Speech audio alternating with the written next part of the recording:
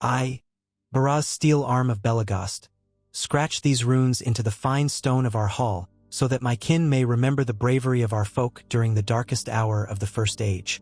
For we dwarves shall not be forgotten when elves gather about their flickering fires and sing sorrowful laments of that ill-fated campaign. Let them know that dwarves, too, bled on those fields, and we did so in honor. It was in the year of the Union of Maedhros that I marched forth under Lord Azagul's banner. He, the greatest among the warriors of the Broadbeams, and a friend to the proud folk of the Blue Mountains. The elves call that battle the Nirnath Arnediad, the Unnumbered Tears. And truly, the tears wept were beyond count. But let these words of mine bear witness that we dwarves were no side players in that doom-laden tale, but stood in the forefront of the fight, forging our legacy in the unyielding crucible of war. We were in our mountain stronghold, Belegost of the Blue Mountains, when the call came from Maedhros, son of Fëanor, rallying all free folk to make war against Morgoth, the dark enemy of the world. Morgoth's shadows had lengthened beyond measure, choking the wide plains and creeping into even the sunlit valleys. Foul creatures prowled at night, raiding homesteads and harassing traders. Smokes rose from Angban's forges, and rumors spoke of hideous beasts bred for new wars. Word reached us by elvish messengers, pale and slender folk who came with anxious eyes. Their tongues spoke of forging a grand union, an alliance that might crush the growing might of Morgoth at last. Many dwarves scoffed. Why should we meddle in an elf lord's war? The affairs of the Noldor had rarely served us well. Yet Morgoth's evil was not content to remain in the north. Eventually, the vile host would come upon our halls. War was inevitable. Better to meet the foe at a time and place of our choosing, with allies at our side, than wait behind our walls, helpless as the orcs multiplied. Lord Azagul saw this truth plainly. Dwarven skill alone shall not guard these halls forever, he declared in his resonant voice. Better to test our mettle now than to cower until the fight is forced upon us. And so we readied ourselves. I remember the clangor of the forges and the hissing steam of the quenching troughs. We hammered out new armor plates, tempered swords, shaped fresh axes, and sharpened them till each blade sang. The smoke rose in plumes from our smithies, and a quiet sense of foreboding settled on our shoulders.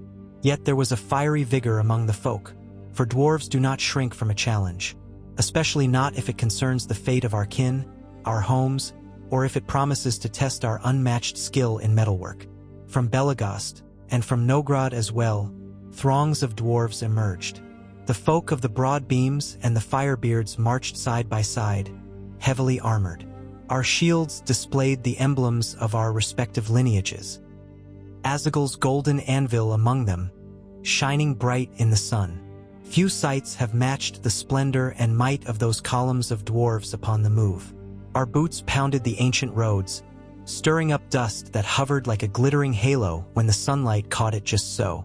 All along our route, we gathered in strength with our allies. The Sindar, tall and gray-eyed, silent as the forest in winter. The Noldor in shining mail, proud to a fault but determined. The Edain, mortal men whose wills and hearts burned bright despite their shorter lives. And even some Easterlings, dark-haired folk from the east who seemed less open but were accepted by Maedhros into this union. The banners snapped overhead in the cool winds that blew from the north. I felt the trembling in the earth as our armies converged. The dwarven war throngs sang marching songs, low and steady, forging in our hearts a united purpose. We would bring down Morgoth and break his iron crown forever. Yet the echoes of foreboding could not be fully dispelled. Something about the Easterlings' presence set my teeth on edge. They kept largely apart. Their chieftain, Ulfong, was said to be loyal, but rumors drifted among the camps that darkness lurked behind his eyes. Still, we pressed on, for we had no cause yet to break faith. Elves, men, dwarves, we formed our lines, orchestrated by the cunning mind of Maedhros, who planned a grand trap for Morgoth's armies upon the plains of Enfoglith. The chosen battleground stretched before us like a bleak, endless field. Once known as Ardgalen, the region had been a fair green plain. Now it lay scorched and withered under Morgoth's ruin, turned to desert ash. The air hung heavy, faintly acrid with the stench of smoke and the memory of old fires. We pitched our tents upon the edges of that wasteland, no fresh stream or shady grove to be found. By day, a weary sun burned overhead, turning all our armor hot to the touch. By night, bitter winds howled, whipping sand and cinders into our faces. Still, we persevered, forging alliances in the gloom. We dwarves formed the center of the great host, for none could match us in the forging of strong battle lines and bulwarks. The elves took position on either flank, bright as stars in the gathering dusk, ready to strike swiftly. Men were sprinkled among the lines, both the noble houses of the Edain and the more dubious Easterlings. Months of preparation wore on, until word reached us. Morgoth's host was stirring. I recall standing upon a ridge with my helm removed, letting the night breeze cool my brow. From that vantage, I saw torchlights flicker in the distance, as though an endless wave of fireflies converged from Angband. But these were no gentle insects. They were the fires of the enemy's legions, marching. We had tested ourselves in small skirmishes, but this would be a war to define our age. Our scouts spoke of orcs beyond number, wargs, trolls, and new abominations of Morgoth's twisted design.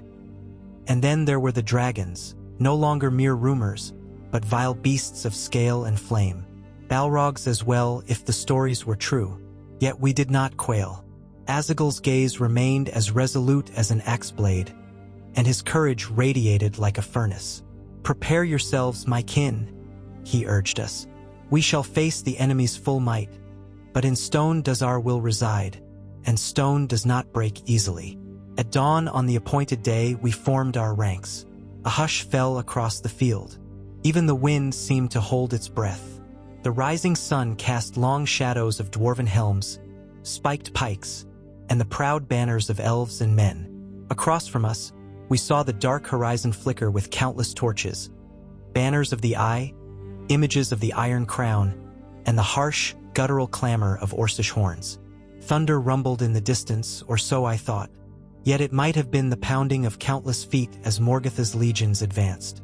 Then, with a trumpet blast from Maedhro's lines, the ground trembled beneath us as the armies collided. The cacophony of war was deafening. Sword clashed upon shield, arrowheads sang through the sky, and the roars of beasts shook the air. Our dwarven phalanx locked shields and braced behind them as wave upon wave of orcs crashed into us. Their foul breath, their rancid stench. It was all around, but we held. Axes rose and fell, felling them in droves. The orcs quickly learned to fear the ring of dwarven steel upon their helms. Behind us, our war machines hurled great stones, shattering ranks of foes. I remember seeing trolls press forward, pushing crude siege towers, but we hammered them to splinters. As the sun rose higher, I glimpsed the shimmering armor of the elves slicing into the orc hordes on the flanks. Their swords glowed with fierce light. Men, too, fought with desperate valor, though they were often outnumbered. Together, we pushed forward, step by step, driving Morgoth's minions back. My heart burned with optimism. Could this day be the turning of the tide? Alas, Morgoth is cunning, and the hearts of men can falter. Just as victory seemed within reach, the tide shifted. We heard a sudden commotion on the flank held by the Easterlings. Their lines parted, not from Orcish onslaught alone, but as if an internal rift had torn them apart. Word traveled swiftly. Ulfang's folk had turned traitor. They attacked the allies from behind, stabbing and slaying unprepared elves and loyal men. The battle lines wavered under this betrayal. Orcs flooded in, seizing the advantage. In moments, all discipline threatened to collapse. Our dwarven phalanx faced a new threat. Orcs to the front, and now some of the treacherous Easterlings trying to hook around our flanks. The field drowned in chaos. Splashes of blood turned the dust into sticky mud. Screams of pain, Orcish laughter, and the clang of iron filled our ears. We had come so close to forcing a breach into Morgoth's lines, only to find ourselves encircled. Yet dwarves do not break ranks easily. Beneath the leadership of Azagul, we shifted into a defensive wedge, shields overlapping, pikes thrust outward. The orcs battered themselves against our formation, but we withstood. The dwarven preference for tight, disciplined lines served us well, for orcs are savage and unsubtle, though they are numerous. We refused to yield. Kazad! Kazad AI menu! We roared, hurling ourselves deeper into the fray to link up with those elves and men who still held strong. When the sun stood at its zenith, a hush more terrible than any roar fell upon the battlefield. A monstrous shape loomed from the ranks of Morgoth, a dragon, but not a lesser drake. This was Glorung, the father of dragons, armor-plated in thick, steaming scales, exhaling a vile breath that seared the air. His roar alone caused our lines to quiver as an earthquake might shake the pillars of a fortress. With malice incarnate, he came upon us, crushing orc and ally alike under his clawed feet in his fury. I will never forget the heat of his breath. Those unfortunate enough to face him directly were consumed in scorching flames. Dwarven steel, though stout, glowed red and then white, warping under that infernal onslaught. Still, our folk did not break. Azagel himself advanced to meet the beast. His armor, wrought by the greatest smiths of Belegost, bore intricate runes to resist heat and flame. Even so, each step must have felt like marching into a blazing furnace. Leading our bravest warriors, Azagel faced the father of dragons head-on. Glorung bellowed, coiling his sinuous bulk as he prepared to spew flames. The dwarves hurled throwing axes and war spears, but the dragon's scaly hide deflected them like twigs upon granite. Then Azagel, with a dwarven roar that shook my very bones, leapt onto Glorung's snout. His war axe found a chink in the monstrous creature's scales, and he drove the blade in deep. I heard Glorung's roar of agony, an unholy noise that froze orcs and allies alike. The dragon flailed, battered Azagel with a taloned claw, yet Azagel clung on, hewing relentlessly. Blood as black as tar spurted from the wound, sizzling and noxious.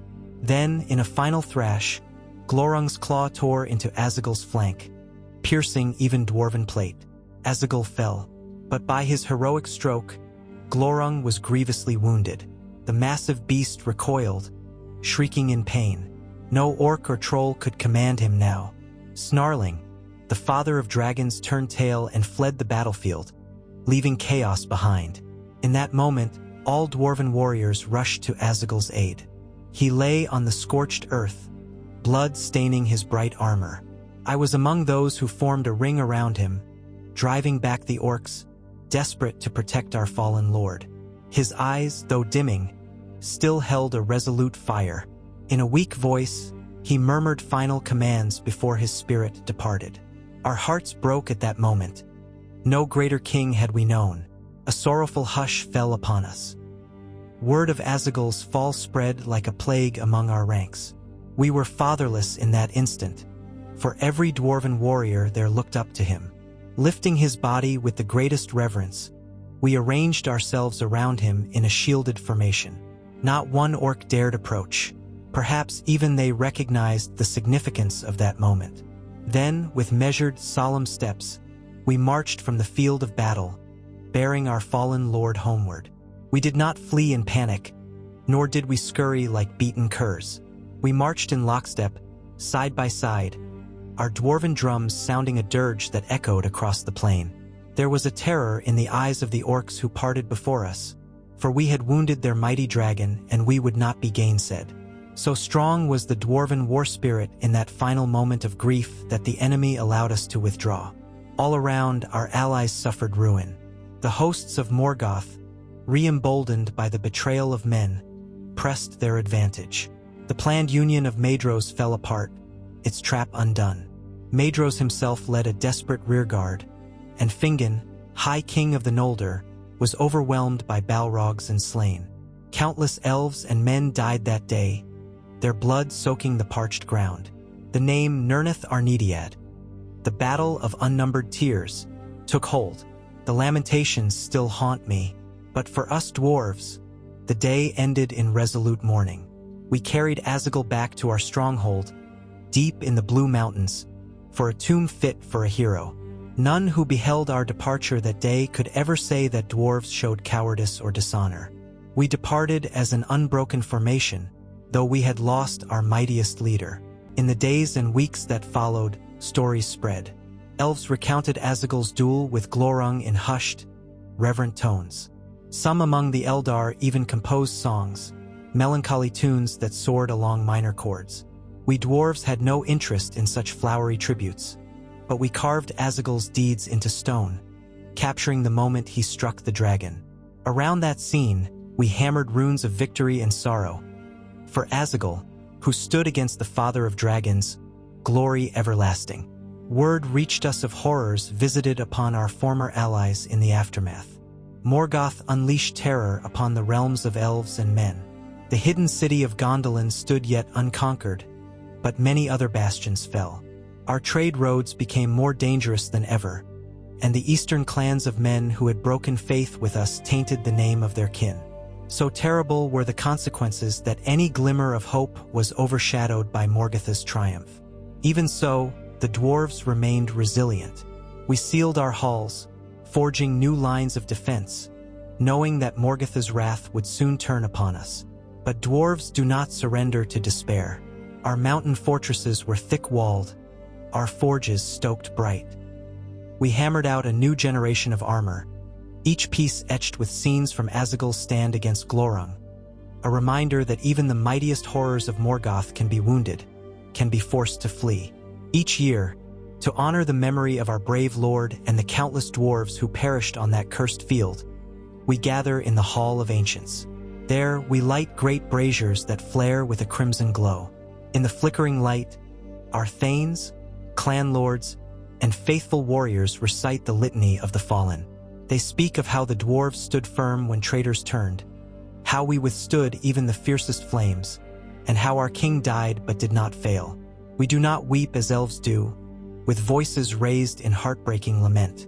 Ours is a quieter grief, but it runs like molten iron through the halls, shaping our resolve and renewing our vow never to let the enemy think us weak or uncommitted. We place intricately wrought masks upon the tombs of the fallen, each bearing the crest of their clan, the runes of their name, and a carved motif of an axe or hammer. No dwarf's memory shall be lost to time. Our traditions ensure that their stories endure for as long as stone stands and the dwarven heart persists. Many years have passed since the day of the Nirnath Arnediad, yet the memory remains as clear as runesteel in my mind. Indeed, the battle shaped the fortunes of all the free peoples of Beleriand. For the elves, it was a devastating blow. Many of their greatest heroes fell, and the power of their realms dwindled. For men, it was a moment of truth that showed both the best and the worst in their race. The loyalty of some, the treachery of others. For us dwarves, it was a costly but defining stand that proved our mettle and our unwavering dedication to honor. Though bitter defeat overshadowed the day, let no scholar speak of the Battle of Unnumbered Tears without acknowledging the valor of Azagul and our folk. We alone drew Glorung's blood upon that cursed field.